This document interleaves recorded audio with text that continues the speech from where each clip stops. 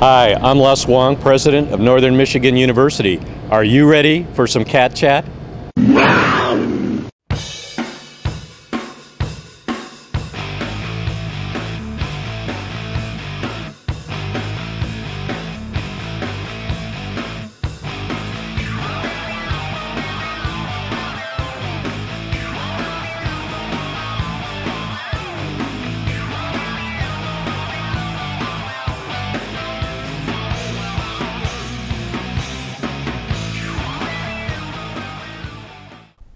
Welcome back for another year of Cat Chat alongside Bryce Burge. I'm Pete Francis, and we've got lots of great things on tap today, including Nathan Yelk will be joining us in the studio. But first, Bryce, what a statement by the NMU football team Saturday.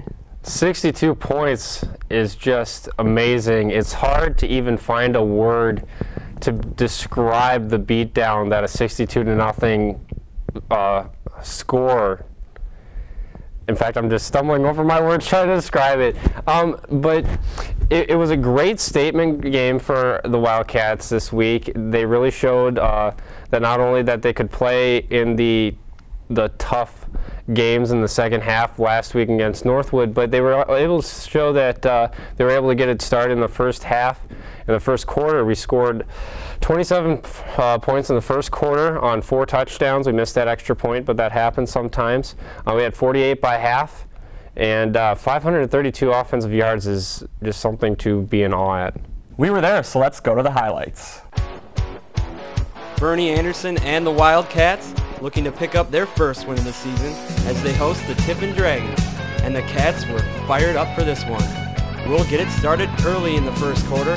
On a punt return, freshman Antonio Wallace takes it to the house for 82 yards to make it 7-0 Wildcats. Still in the first quarter, Mark Boussois will punch it in from the goal line for his first score of the game, and NMU is up 14-0.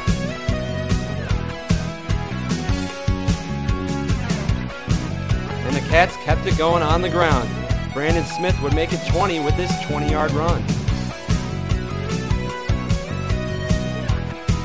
And then, once again, it's Mark Boussois with his second TD of the day to make it 27-zip in the first quarter.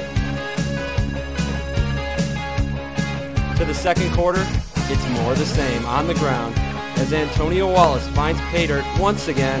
He had 4 touchdowns on the day, and the Cats roll over Tiffin in this one, 62-0. They improve to 1-1, and will get ready for a big rivalry game with Michigan Tech next week.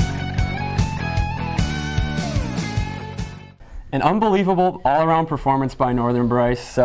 What impressed you the most? The first thing is the depth. We just had continual offensive and defensive presence throughout the game.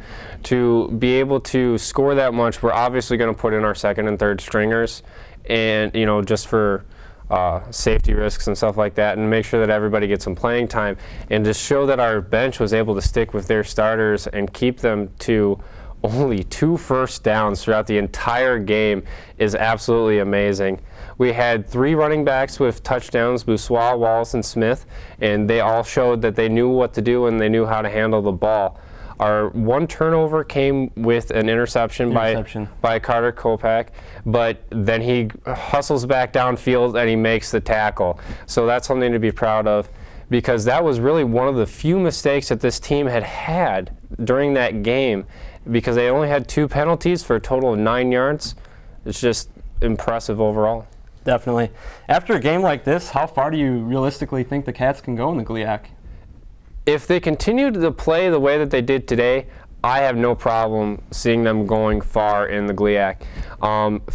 For important dates NMU side, I know that Ferris State has been having a rough year so far with homecoming coming up in 2 weeks. That looks like a great game for NMU to win. I don't remember the last time we won our homecoming. Maybe 2 or 3 years ago, I'm not sure. But that looks good. Also, Indy looks definitely beatable if we have the same kind of caliber play for senior day at the end of the season, so that's good. The GLIAC opponents that I'm really worried about right now is upstart Findlay, who had a horrible season last year, actually finished behind us. Yeah, they're 2-0 already. Yeah, they're 2-0 with a plus 58 point margin. and they finished worse than NMU did last year, and we beat them at home. And Grand Valley State, which always has a caliber team, has had multiple championships in this last decade, both conference-wise and nationally. They're always going to be a tough team to face, and we're playing both those teams on the road 2 weeks in a row. First at Findlay on the 24th of October, and then at Grand Valley on the 31st. So we need to be close to really have a good focus in the conference. Yeah, that'll definitely be a tough stretch for the team. Well, this Saturday, Bryce, it's the big rivalry game at Michigan Tech. What's your prediction for the game? Well, Tech is 0-2 right now, but you never know what's going to happen when it comes to the Miners Cup. Last year, it was a big deal. It was a nationally televised game, and we got beat. And I know that the team is ready to make up for that with this victory right here. However, Tech has been having solid offense, even though in those 2 losses, they still put up, I believe, over 250 yards of offense on both times. And we need to have solid performances from our defense to make sure that we can keep their score down, so that way we can be comfortable with our offense, with our running backs and quarterbacks.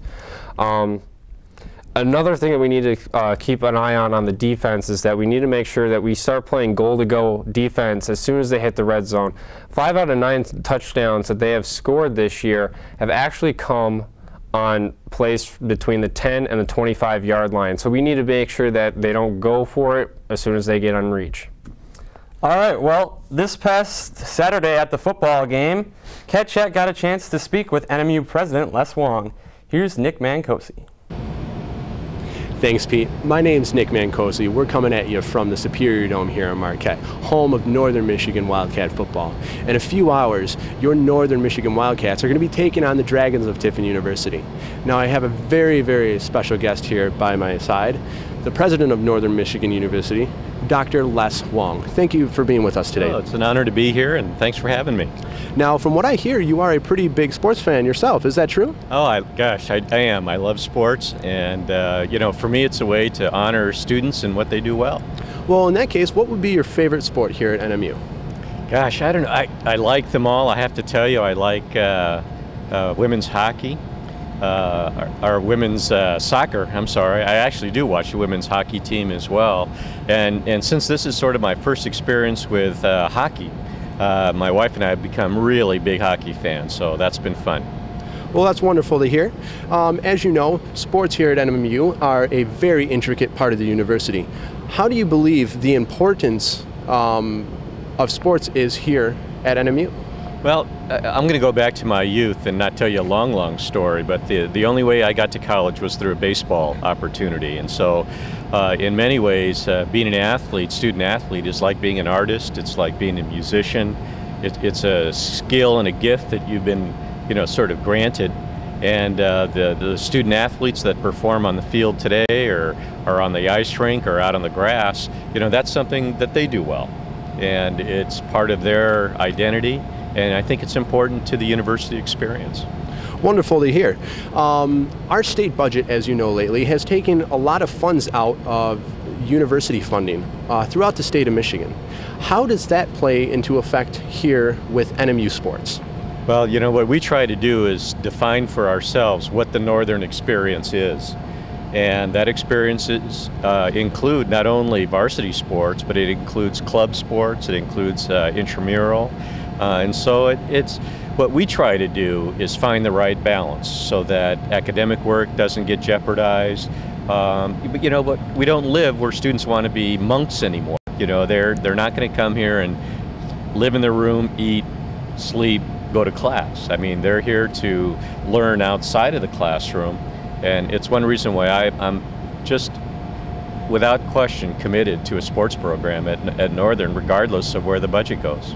Speaking of academics, obviously the most important part of a university, what is the GPA mandatory for NCAA regulations? Students have to maintain adequate academic progress. The GPAs have to stay above 2.0. I'm really pleased during my time at Northern that the average GPA of the entire varsity sports program is above 3.0. So I don't have to dog the athletes. You know, they're going to class, they're doing the work, and they're doing pretty good. Definitely not. That's an amazing, amazing stat to hear. Last question of the day. You're going to be watching the football game with us today, I take it? Absolutely. What's your prediction for the game today? Oh, I think Northern by 12. Northern by 12? Yep. Finally, what's going to be the wins and losses for this year? You know, I'm sort of looking at 6-4. You know, I like to dream big, and I've told the guys on the team and the women on the rosters that they have to believe that they're going to bring their A game every time they step onto the field. Well, it's a mighty big goal for Northern Michigan football this year. Let's hope that they can surprise us all and do a great job.